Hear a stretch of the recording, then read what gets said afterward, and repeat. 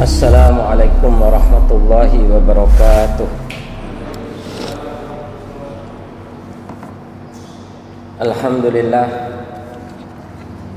Alhamdulillahilladzi nahmaduhu wa nasta'inuhu wa nastaghfiruh. Wa na'udzu billahi min syururi anfusina wa min sayyiati a'malina. May yahdihillahu fala mudilla lahu wa may yudlilhu fala hadiyalah. Asyhadu an la ilaha illallah wahdahu la syarika lah wa asyhadu anna Muhammadan abduhu wa rasuluh la nabiyya wa la rasulahu ba'dah. Qala Allah ta'ala fi kitabihil karim ba'da a'udzu billahi minasy syaithanir rajim. Bismillahirrahmanirrahim. Ya ayyuhalladzina amanu taqullaha haqqa tuqatih wa la tamutunna illa wa antum muslimun. Wa qala ya ayyuhalladzina amanu taqullaha wa qulu qawlan sadida yuslih lakum a'malakum wa yaghfir lakum dhunubakum wa may yuti'illaha wa rasulahu faqad faza fawzan 'azima. Allahumma salli ala nabiyyina Muhammadin sallallahu alaihi wasallam wa ala alihi wa ashabihi wa man tabi'ahum bi ihsan ila yaumiddin. Jemaah salat maghrib yang mudah-mudahan Allah rahmati, alhamdulillah pada kesempatan yang berbahagia ini kita diberikan nikmat yang besar oleh Allah Subhanahu wa taala, nikmat yang agung, di mana pada kesempatan yang berbahagia ini kita bisa diberikan daya dan kekuatan oleh Allah Subhanahu wa taala, diberikan hidayah, diberikan petunjuk, diberikan keringanan oleh Allah Subhanahu wa taala, bisa melangkahkan kaki dari rumah kita menuju masjid ini. Yang pertama, Masya Allah, tadi alhamdulillah binikmatihi tutimmus sholihat, segala puja dan puji milikmu ya Allah.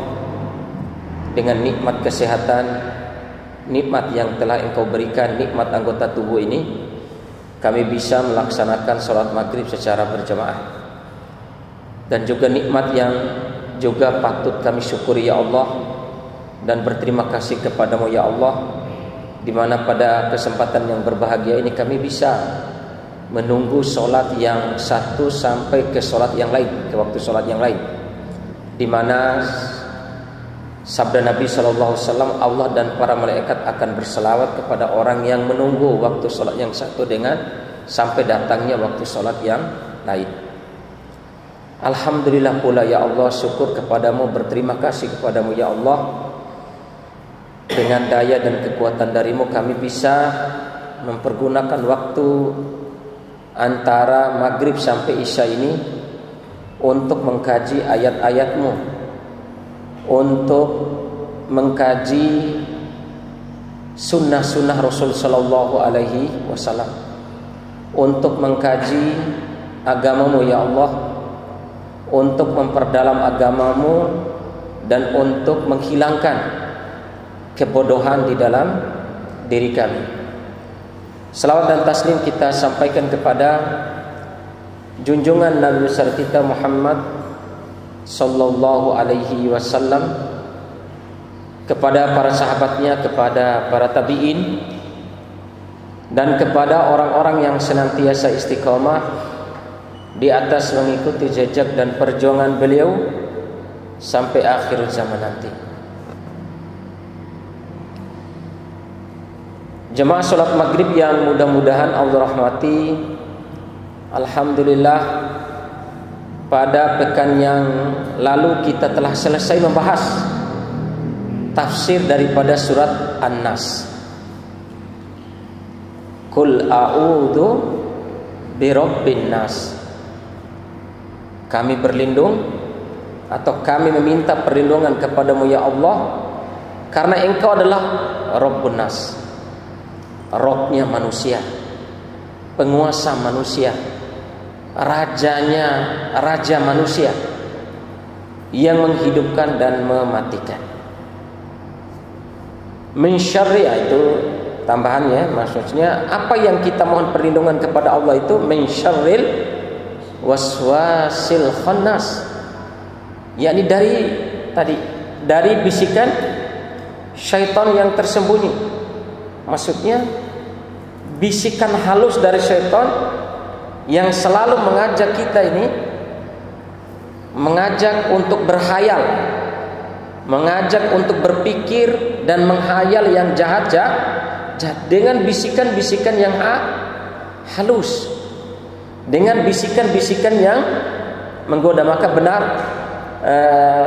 Nabi SAW bersabda, man hafidha ma fi ra'sihi wa ma fihi wa ma baina batnihi wa rijlihi. Kata Nabi SAW, barang siapa yang bisa menjaga apa yang ada dalam isi isi otaknya, isi pikirannya, di dalam pikirannya itu dia bisa menjaga dari pikiran dan hayalan-hayalan jahat, dari pikiran jahat, dan bisa menjaga kemaluannya, dakhalal jannah, maka dia akan masuk surga. Ini jemaah sekalian yang mudah-mudahan Allah rahmati, yang sungguh luar biasa. Bisikan supaya kita ini, bisikan halus yang tanpa kita sadari. Misalnya sebagaimana ditafsirkan oleh Muhammad Al-Arifi, bisikan halus supaya kita ini memperlambat diri untuk datang ke masjid. Bisikan-bisikan supaya kita ini tidak mendapatkan imam di rakaat pertama. Bisikan-bisikan apalah sehingga ya kalaupun dia tidak bisa menggoda kita sehingga kita ini tidak bisa, sehingga kita ini tidak melaksanakan sholat, mungkin tidak ya, berat bagi syaitan misalnya, berat bagi syaitan jin ini. Tapi dia akan membisikkan bagaimana supaya ibadah sholat kita ini dikurangi nilainya. Dari sejak berwudu, wailun lil aqab min adzabin nar. Coba bayangin, sungguh celaka bagi orang yang tidak menyempurnakan basuhan ke anggota wudunya dengan adab api neraka di hari kiamat. Ya. Itu adab. Jadi orang berwudu saja masih diadab. Nah inilah bagaimana syaitan membisikkan kepada kita ini supaya bagaimana mungkin kita berwudu buru-buru sehingga tidak sempurna dalam membasuh atau kenanya air dari anggota wudu kita dan lain-lain ya. Itu diantara bagian yang telah kita tafsirkan kemarin. Jemaah sekalian yang mudah-mudahan Allah rahmati, kita akan masuk pada pembahasan yang surah yang selanjutnya, yakni Al-Falaq, yakni surat Al-Falaq. Tentunya dalam surat Al-Falaq ini, surat Al-Falaq pasti dimulai dengan Bismillahirrahmanirrahim. Kemarin kalau antum ingat kenapa dimulai dengan Bismillah? Ya, karena iktida'il Quran. Karena setiap surah di dalam Al-Quran itu dimulai dengan Bismillah. Makanya segala perkataan dan perbuatan kita ini dimulai dengan Bismillah. Yang kedua, karena mengikuti apa yang disabdakan Nabi SAW, kullu amrin ibadin la yubda'u fi basmallah fahuwa abtar. Segala sesuatu yang tidak dimulai dengan Bismillah maka dia akan terputus, maksudnya nakisul barokah, akan kurang barokah. Kenapa dimulai dengan Bismillah? Setiap perkataan kita, perbuatan kita, makan dan minum kita, sampai berjima dengan istri dimulai dengan Bismillah. Ya, karena sebelum melakukan itu kita diingatkan supaya selalu mengingat Allah. Yang kedua, dengan bacaan Bismillah itu kita, apa yang kita katakan, apa yang kita perbuat, apa yang kita makan, apa yang kita minum, apa yang kita usaha, ya, itu akan ada nilai atau sempurna barokahnya dengan dimulai dengan Bismillahirrahmanirrahim. Qul a'udzu birabbil falaq. Subhanallah. Katakanlah wahai Muhammad, perintah kepada Nabi Muhammadin sallallahu alaihi wasallam. Dan asbabun nuzul dari ayat ini, ketika kita membuka tafsir Al-Imam Ibnu Katsir atau asbabun nuzul, ternyata riwayatnya sahih sebagaimana riwayat yang diriwayatkan oleh Sahihul Bukhari dan juga Sahih Muslim. Nabi sallallahu alaihi wasallam disihir orang Yahudi. Ketika Nabi sallallahu alaihi wasallam memiliki pembantu seorang Yahudi, anak kecil, gulam, anak kecil, anak muda, menjadi pembantu Nabi sallallahu alaihi wasallam. Kemudian Yahudi itu datang mendekati pembantu itu, kemudian membisikkan kepada pembantu Nabi sallallahu alaihi wasallam untuk mengambilkan sisir dan bagian rambut-rambut yang ada di sisir yang dipakai untuk menyisir Nabi sallallahu alaihi wasallam. Dia suruh ngambil sisir dan rambut yang ada di sisir Nabi itu. Jadi jangan dilepas rambut dari sisir Nabi itu. Jadi dia gulam ini tidak tahu kalau ini untuk tujuannya untuk disihir gitu. Dipakai untuk alat untuk menyihir Nabi sallallahu alaihi wasallam. Diambillah oleh gulam ini, kemudian diambil oleh orang Yahudi itu sisir Nabi dan ada rambut dalamnya, kemudian disimpan, ditaruh di dasar sumur milikinya Bani apa begitu, dan saya lupa Bani apa. Ditanam di situ. Sebelum ditanam itu sisirnya Nabi sama rambutnya Nabi sallallahu alaihi wasallam itu sudah dibacain guna-guna. Ya, makanya tadi sebab turunnya surat Al-Falaq sama surat An-Nas ini sama sebab turunnya ini, karena surat ini, karena kejadian ini. Ditanam di dalam salah satu sumur miliknya Bani apa begitu. Setelah dibaca guna-guna sampai wallahu alam, di dalam keterangan hadis itu sampai Nabi sallallahu alaihi wasallam itu yang biasanya pengen tidur nggak bisa tidur. Yang biasanya Nabi sallallahu alaihi wasallam itu pingin pingin mendekati istrinya, nggak bisa dia mendekati istrinya. Itu keterangan hadis di dalam tafsir Al-Imam Ibnu Katsir. Hatta stakan Nabi sallallahu alaihi wasallam, sampai Nabi sallallahu alaihi wasallam mengadu apa yang beliau rasakan ini kepada Allah Subhanahu wa taala. Kemudian wa nazala malakani, kemudian ada dua malaikat turun, ada yang di kepala Nabi dan ada yang di kaki Nabi sallallahu alaihi wasallam. Kemudian menghabarkan kepada Nabi sallallahu alaihi wasallam, annaka tusar ya Rasulullah, engkau disihir ya Rasulullah. Dikasih tahu, bagaimana saya bisa disihir? Nah, yang orang Yahudi namanya ini, kemudian ditaruh di buhulnya itu, sisir kamu itu sama rambut kamu ditaruh di dasar sumur miliknya Bani ini begitu. Oleh malaikat, oleh Rasulullah SAW memerintahkan kepada dua orang sahabatnya untuk mengambil sisir itu sama rambutnya Nabi SAW yang sudah ditanam di dasar sumurnya Bani apa saya lupa itu, sehingga didapatinya itu. Ya. Selama berapa bulan Nabi SAW merasakan dahsyatnya sihir ini? Di dalam riwayat dalam tafsir Ibnu Katsir, 6 ashur, 6 bulan. 6 bulan Nabi mengalami ketidaknyamanan. Ya, 6 bulan. Ini jemaah sekalian yang mudah-mudahan Allah rahmati. Maka Allah datang malaikat Jibril, kemudian meruqyah Nabi Muhammad SAW.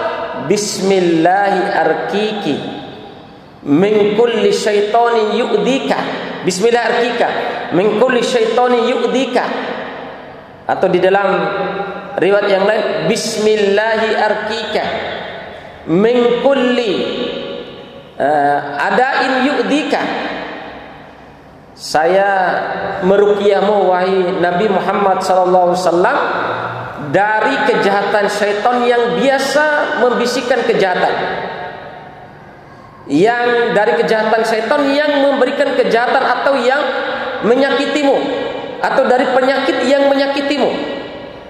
Wa min syarri kulli hasidin wa ainin Allahu yashfika, dan dari kejahatan orang-orang pendengki, dan dari kejahatan mata-mata orang yang suka mendengki.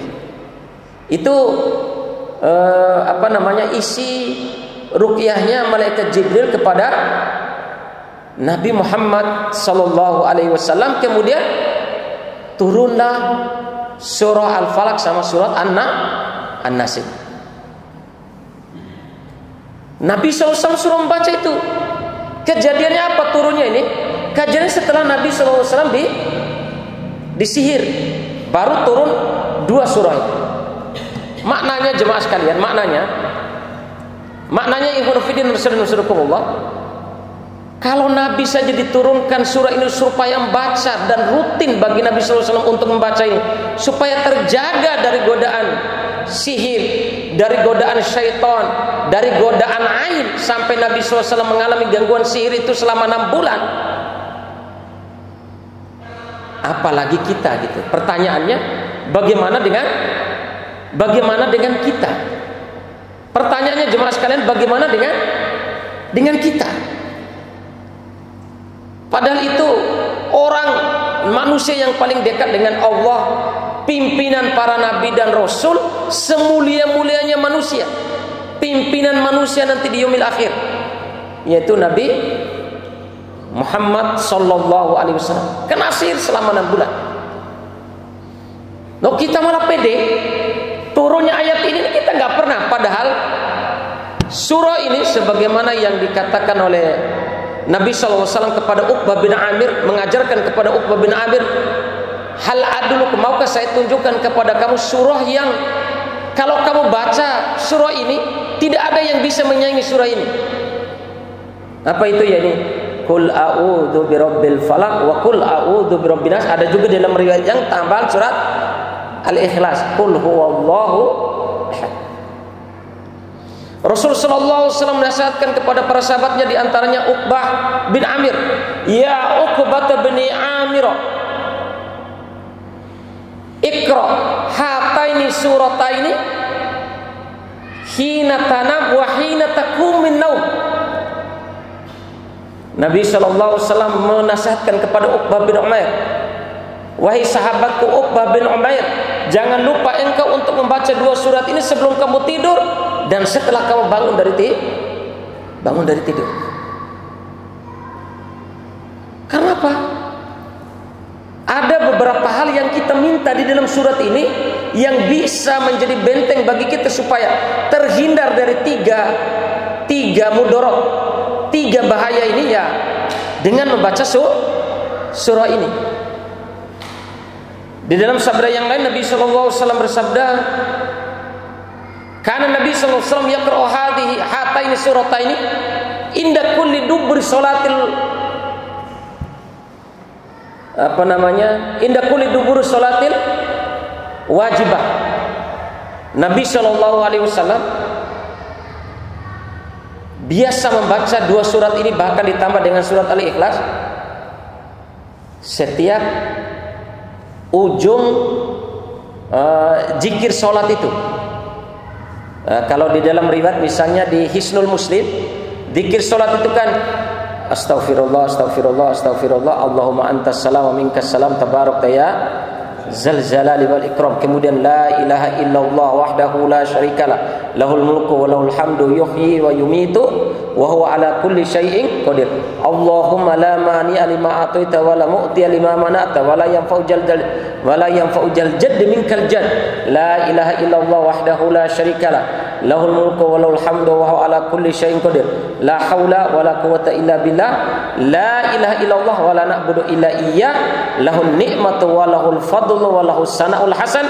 La ilaha illallah muflisina lahud din walau karihal kafir. Baru subhanallah walhamdulillah wallahu akbar 33 kali.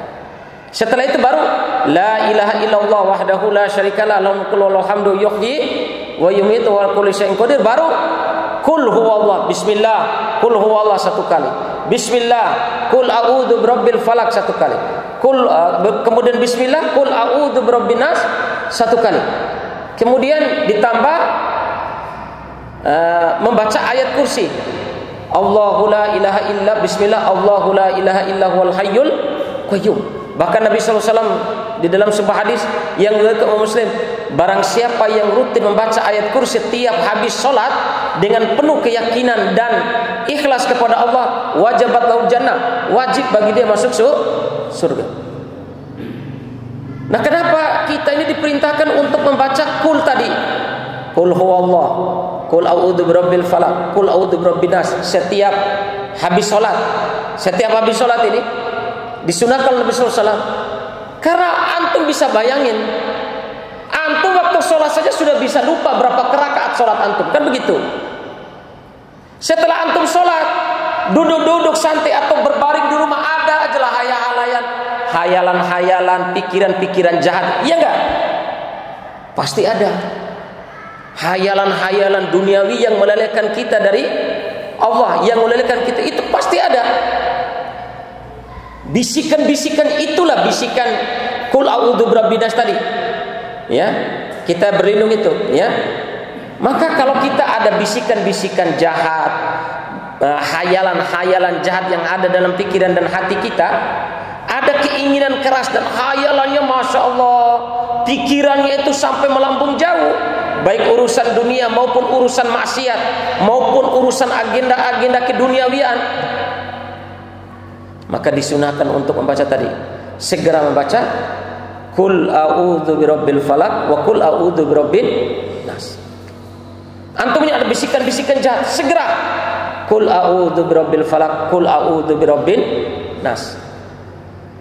Ini jemaah sekalian, yang hal-hal ini sunnah yang diajarkan oleh Nabi Sallallahu Alaihi Wasallam. Nabi Sallallahu Alaihi Wasallam mengajarkan kepada kita untuk membaca kul huwallah, kul a'udzu birabbil falaq, kul a'udzu masing-masing 3 kali pada waktu pagi. Enggak cukup. Coba bayangin, saking banyaknya Nabi sallallahu alaihi wasallam mensyariatkan untuk membaca kul 3 kali ini setiap habis sholat, pada waktu pagi, pada waktu sore, kemudian sebelum tidur, bangun tidur, baca doa ini. Ya, baca. Kenapa? Hampir setiap saat ini 24 jam ini kita pasti ada bisikan-bisikan setan yang halus, bisikan jin yang halus itu, dan juga ada bisikan-bisikan teman manusia yang berusaha mengajak kita untuk maksiat dan menjauhkan diri dari Allah Subhanahu wa taala. Nah, maka jemaah sekalian yang mudah-mudahan Allah rahmati, sunnahnya tadi dibaca ketika sholat fardu, habis sholat fardu, kemudian 3 kali pada waktu zikir pagi dan 3 kali pada waktu zikir sore, kemudian habis setiap sholat tadi ya, kemudian mau menjelang tidur, bangun tidur juga disunahkan untuk membaca kul ini. Kenapa? Nabi saja disihir, maka benteng kita supaya tidak disihir orang ini, benteng terkuat kita adalah 3 surah ini, Al-Ikhlas, kul a'udzu birabbil falaq, sama kul a'udzu birabbin nas. Ya. Ini jemaah sekalian yang mudah-mudahan Allah rahmati. Kul a'udzu birabbil falaq. Katakanlah Muhammad, a'udzu birabbil falaq. Aku memohon bantuan perlindungan kepadamu Rabbul falaq. Rabb yang menguasai subuh. Rabb yang menguasai waktu subuh. Ada juga kalau madhab saya baca di tafsir Al-Imam Ibnu Katsir, maksudnya falak itu neraka jahanam yang panasnya, kalau panasnya itu saking manusia ketika mau dimasuk ke neraka jahanam tidak mau masuk, karena baru buka pintu saja sudah hawanya sudah sangat panas menakutkan. Nah, tapi yang masyhur jumhur para ulama mengatakan bahwa yang dimaksud dengan falak di sini adalah subuh. Waktu subuh. Kul a'udzu birabbil falaq. Karena waktu subuh ini, waktu awal atau waktu pagi ini, awal-awalnya manusia sudah mulai sibuk dengan aktivitas-aktivitas kehidupan. Kalau malam sedikit aktivitasnya, tapi kalau pagi ini lebih banyak manusia aktivitas pagi daripada aktivitas malam. Binatang-binatang ini aktivitasnya lebih banyak di siang hari, pagi hari sampai sore. Dan aktivitas-aktivitas makhluk yang lain itu lebih banyaknya di siang hari, di pagi hari. Maka kita membukanya karena waktu subuh ini mulai aktivitas seluruh makhluk, maka kita mohon perlindungan kepada Allah, karena dialah Allah yang menguasai waktu subuh ini. Supaya bagaimana waktu subuh ini kita memulainya atas ridho Allah, kita memulainya meminta perlindungan kepada Allah dari memulai aktivitas harian kita dari hal-hal yang jahat, dari hal-hal yang buruk, memulainya. Makanya disunahkan setiap habis sholat subuh kemudian ditambah zikir pada waktu subuh itu, karena Nabi SAW tidak pernah balik ke rumah sebelum dia selesai zikir subuh. Dan hampir semua riwayat kalau Nabi SAW lagi mukim, tidak safar, Nabi SAW tetap berada di masjid sampai datangnya waktu syuruk, kemudian zikir-zikir, kemudian zikir nasobah, kemudian sholat syuruk, baru dia balik ke rumah. Ya. Itu semulianya manusia meminta perlindungan kepada Allah dari bahayanya godaan-godaan itu khusyuknya luar biasa, tidak pulang ke rumah karena saking bahayanya godaan itu, karena saking dahsyatnya godaan tersebut. Ya, makanya kul a'udzu birabbil falaq. Rumah, ya Allah, Ita yang menguasai waktu subuh ini, maka madrasah minta perlindungan kepada Ita yang menguasai waktu subuh ini, sehingga madrasah waktu subuh ini bisa memulai aktivitas kami dengan ibadah dan ketaatan kepada Allah. Maka kenapa Nabi SAW habis sholat subuh dia tidak pernah balik ke rumah? Apa yang dilakukan? Kalau tidak baca Al-Quran, kalau tidak dia memulai aktivitasnya dengan zikir pada waktu zikir pada waktu pagi. Maka sebaik-baik memulai aktivitas pagi ini, dan itu bentuk dari implementasi permintaan perlindungan kita kepada Allah, kita bisa implementasikan waktu subuh itu dengan baca Al-Quran, dengan sholatus syuruk, dengan zikir pada waktu subuh. Awalilah kehidupan. Itu kan kalau nasihat-nasihat para ulama, awalilah kehidupan kalian di hari-hari kalian itu. Ada yang mengatakan dengan membaca Al-Quran, dan tutupilah akhir kehidupan kalian di malam hari sebelum kalian tidur dengan membaca Al-Quran. Dengan membaca Al-Quran, memulai aktivitas harian kita dengan baca Al-Quran, mengakhiri kehidupan kita di malam hari sebelum tidur dengan bacaan Al-Quran. Masya Allah, sungguh indah syariatnya Nabi SAW. Sungguh indah apa yang diajarkan oleh Allah Subhanahu wa taala kepada kita. Maka kita minta perlindungan kepada Allah. Kul a'udzu birabbil falaq. Aku minta kepadamu ya Allah, karena Engkau yang menguasai waktu subuh ini. Karena waktu subuh ini awal aktivitas kita, awal aktivitas seluruh manusia, awal aktivitas jin, awal aktivitas iblis, awal aktivitas setan, awal aktivitas yang baik maupun awal aktivitas yang buruk. Kami mohon dengan surah Qul a'udzu birabbil falaq ini, kami mulai subuh kami dengan zikir baca Al-Quran kepadamu ya Allah. Ya, itu maksudnya ya. Qul a'udzu birabbil falaq min syarri ma khalaq.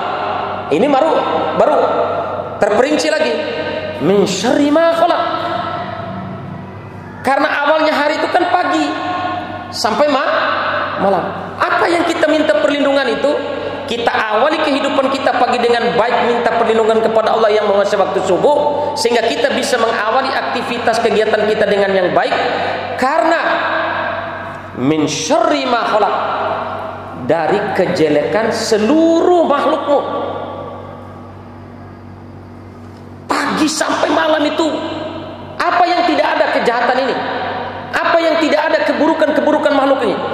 Di situ dijelaskan oleh Imam Al-Kathir, baik itu kejelekan atau kejahatannya para jin, iblis dan syaitan. Baik itu Muhammad Al-Arifi, kalau kita dengar penjelasan dia, durasinya sekitar 3 menit 4 menit. Dia menafsirkan surat Al-Falaq ini.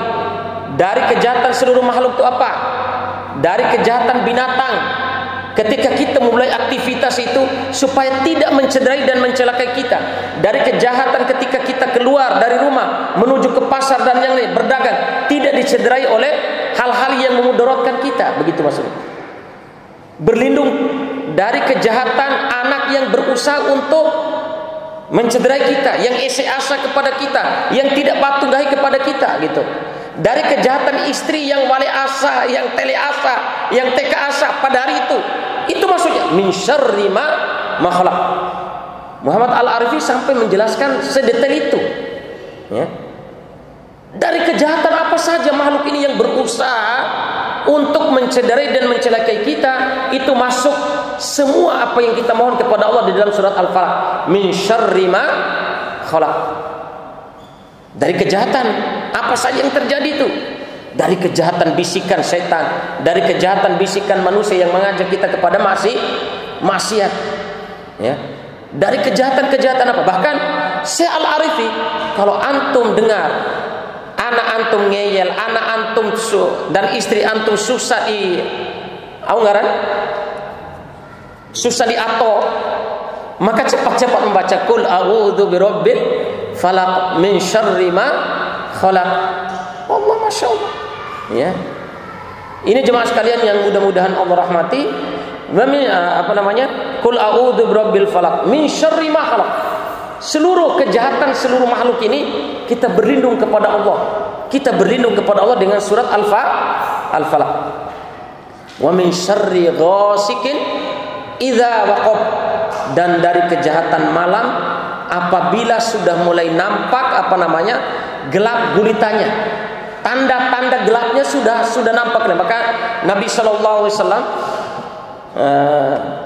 ketika memegang tangannya Aisyah ketika masuk waktu maghrib itu, wahai Aisyah iglibil baba wan nawafidah.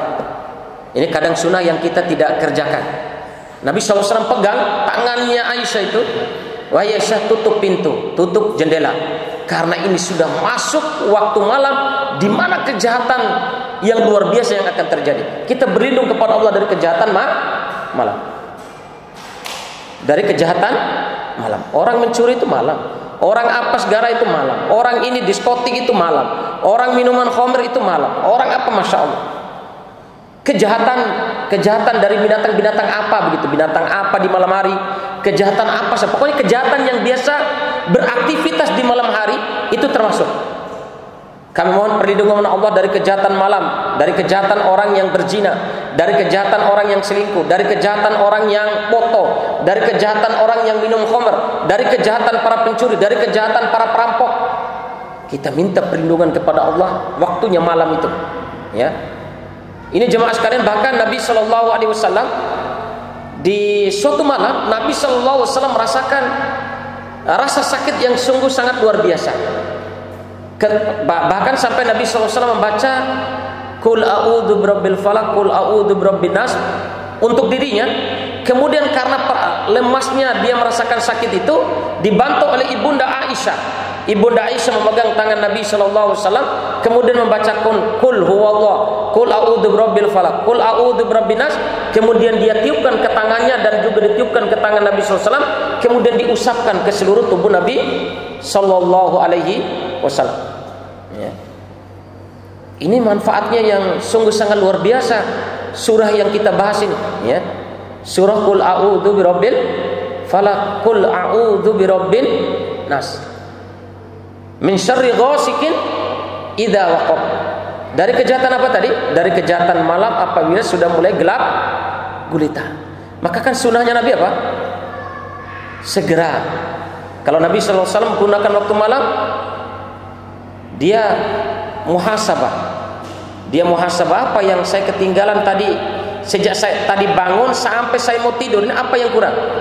Sholat saya gimana?